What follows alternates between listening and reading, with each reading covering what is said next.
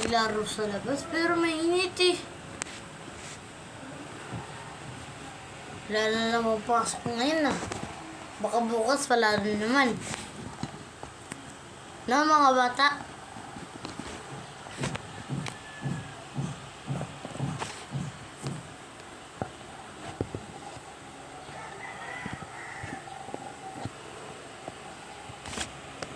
Tapos naglalaro ba kayo ng GTR? Yeah, GTR. O kasi naglalaro ako nun.